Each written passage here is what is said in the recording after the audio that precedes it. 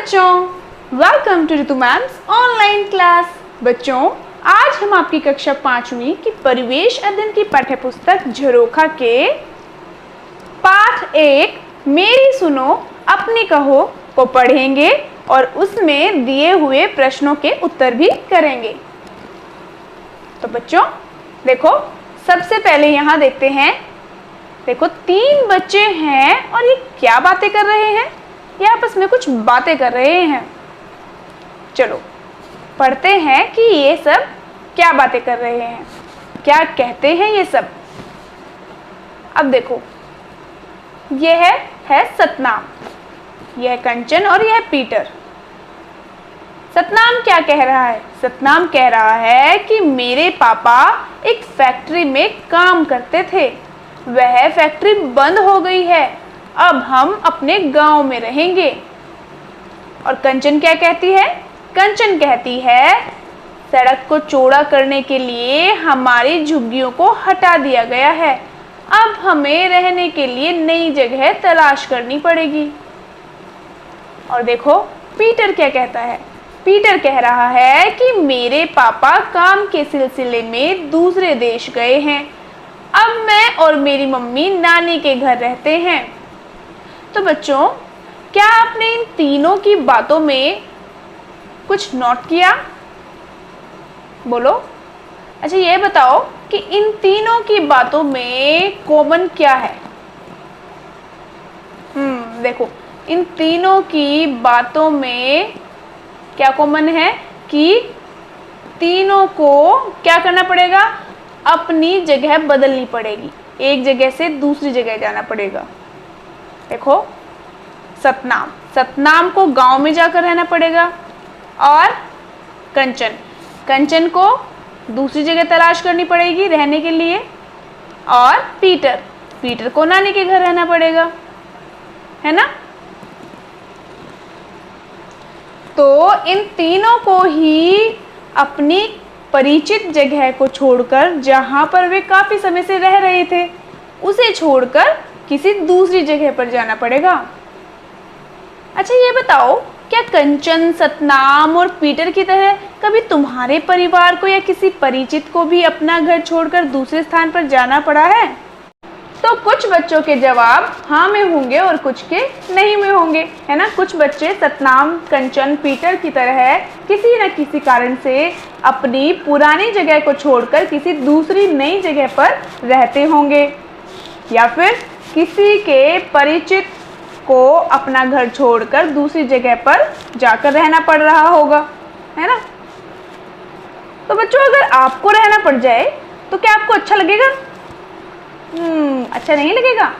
अच्छा, कुछ को अच्छा भी लग सकता है, क्या पता वहाँ खेलने के लिए कितने सारे झूले मिल जाए, सामने ही पार्क मिल जाए, है ना, घर के सामने। चलो, अब यहाँ पर दिया हुआ है कि सोचो और कॉपी में लिखो। ये करते हैं, पढ़ते हैं। देखो क्या लिखा है।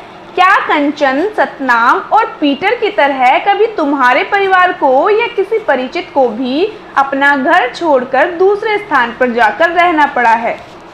तो बच्चों, यह हमने अभी डिस्कस किया, है ना? तो अगर आपके परिवार से या आपके किसी परिचित को अपना घर छोड़कर दूसरे स्थान पर जाकर रहना पड़ा हो तो आप यहाँ लिख देंगे, ठीक है? और यहाँ जगह नहीं है तो आपको अपनी कॉपी में लिखना है। अगला देखो, उन्हें दूसरी जगह जाकर रहना कैसा लगता होगा? सोचो कैसा लगता होगा? अगर आप सोचते हैं कि अच्छा लगता होगा तो वो लिखना, अगर सोचते नहीं अच्छा लगता होगा तो वो लिखना, और उसका कारण भी बताना। हो सकता है कोई नई माहौल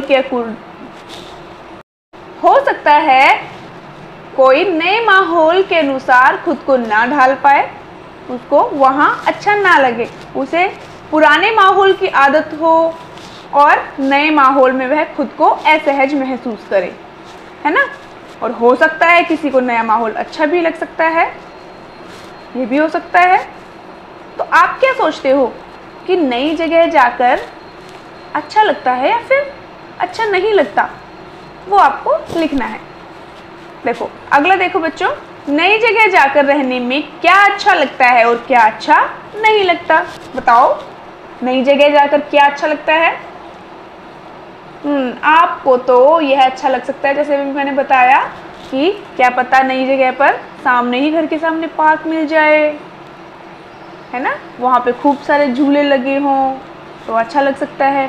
नए नए फ्रेंड्स मिलें आपको वहाँ, और नए नए फ्रेंड्स के साथ खेलो खूब, अच्छा लग सकता है ये, है ना। और क्या अच्छा नहीं लगता?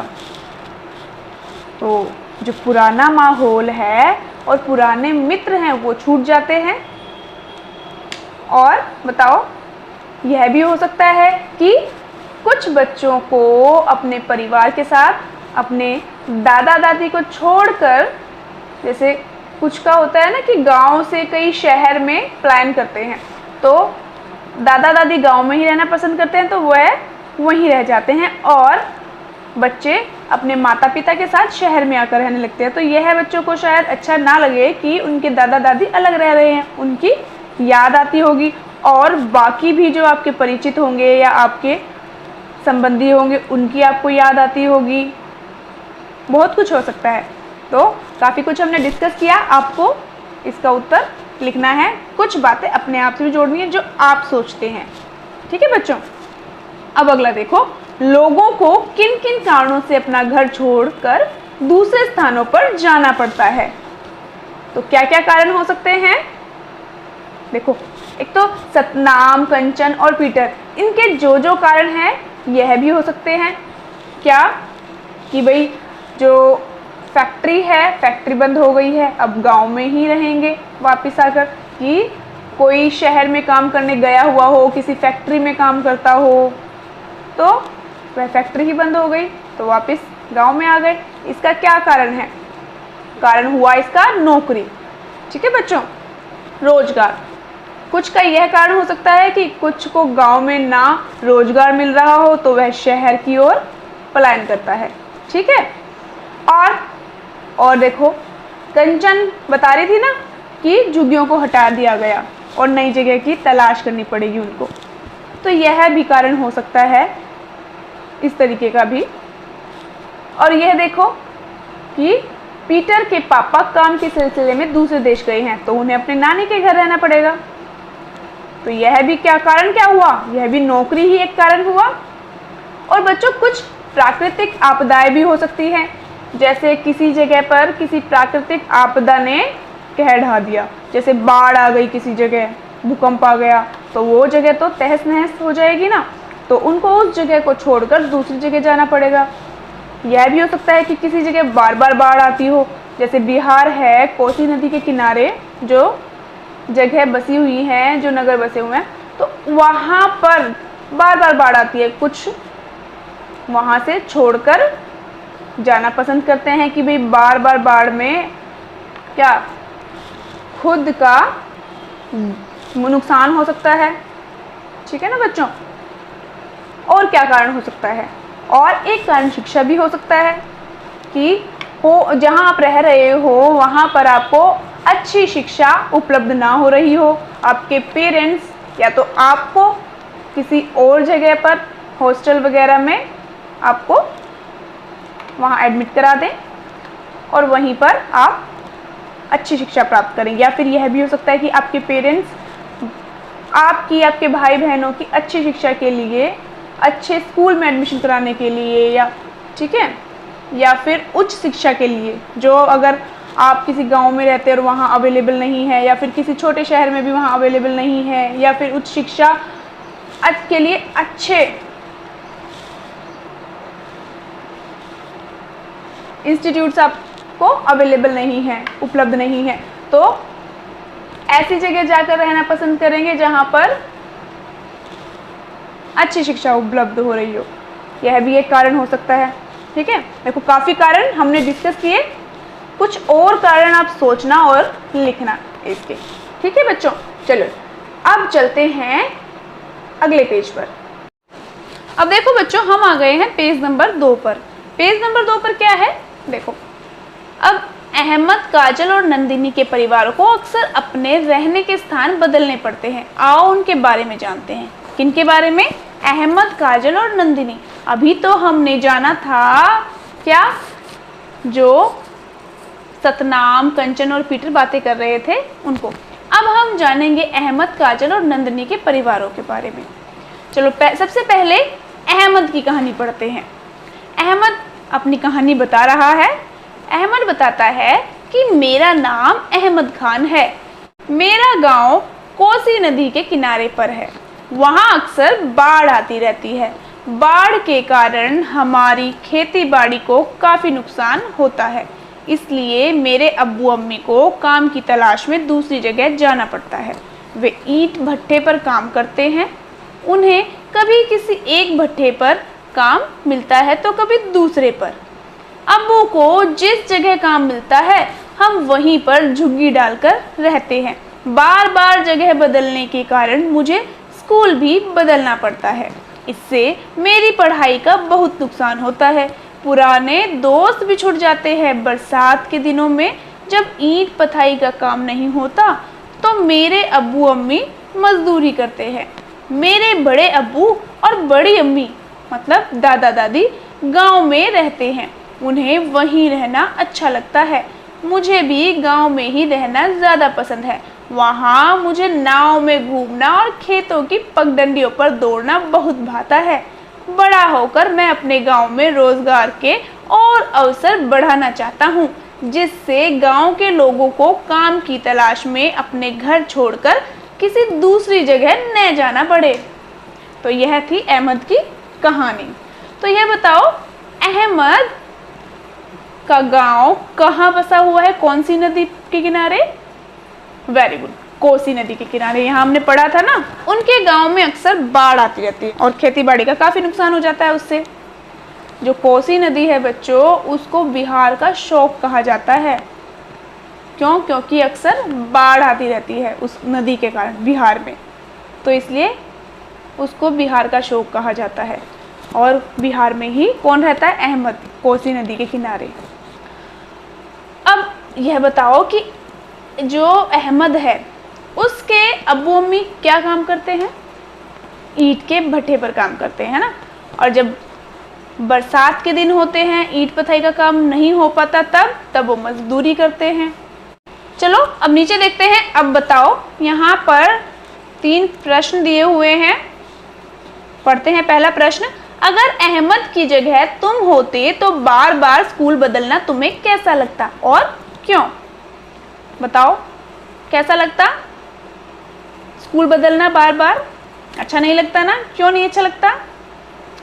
क्योंकि इससे पढ़ाई का नुकसान भी होता है और स्कूल का माहौल बदलता है। एक तो आप पुराने स्कूल में उस माहौल के अकॉर्डिंग ढले हुए होते हो, फिर नए स्कूल में ढलने में काफ़ी समय लगता है ना। आपके फ्रेंड्स भी छूट जाते हैं, नए भी बनते हैं, पर पुराने फ्रेंड्स तो छूट जाते हैं ना। देखो कॉपी में कैसे लिखेंगे। यह है पहला प्रश्न। पहले प्रश्न का उत्तर कैसे लिखेंगे? देखो, अगर मैं अहमद की जगह होता या होती तो मुझे भी बार बार स्कूल बदलना अच्छा नहीं लगता, क्योंकि इससे पढ़ाई का नुकसान होता है, पुराने दोस्त भी छूट जाते हैं और नए स्कूल के माहौल में खुद को ढालने में भी समय लगता है ना बच्चों। और अगला प्रश्न क्या था? अहमद उसके बड़े अब्बू और अम्मी को अपने गांव में ही रहना क्यों अच्छा लगता होगा?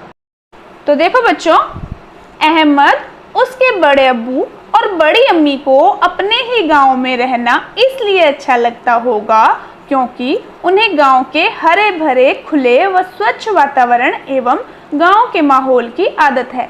शहर के भीड़ भाड़ वाले माहौल व प्रदूषित वातावरण में वे खुद को असहज महसूस करेंगे। अब तीसरा प्रश्न पढ़ते हैं। बड़े होकर अहमद की तरह तुम अपने गांव या शहर के लिए क्या करना चाहोगे? बताओ। जैसे अहमद क्या करना चाहता है? अहमद रोजगार के अवसर बढ़ाना चाहता है अपने गांव में ही, ताकि लोगों को अपना गांव छोड़कर दूसरी जगह न जाना पड़े। आप क्या करना चाहोगे? आपको यहाँ पर लिखना है वही, ठीक है। देखो, जैसे कुछ बच्चों की यही इच्छा होती है कि वे बड़े होकर डॉक्टर बने और उनके गांव में अगर मेडिकल फैसिलिटीज़ नहीं है, मेडिकल फैसिलिटीज़ अवेलेबल कराए, उपलब्ध करवाए, अपने गांव में ही एक बहुत बड़ा हॉस्पिटल खोले ताकि गांव के लोगों को शहर की ओर न दौड़ना पड़े बार बार। और भी कई कारण हो सकते हैं, यह है आपको खुद लिखना है। मैंने तो ये सिर्फ एक एग्जाम्पल बताया है, अहमद का भी एक उदाहरण है और यह भी मैंने बताया एक उदाहरण। अब आपको खुद लिखना है कि आप क्या करना चाहते हैं। तो आज के लिए बच्चों इतना ही काफ़ी है। मिलते हैं फिर नेक्स्ट क्लास में, तब तक के लिए बाय बच्चों।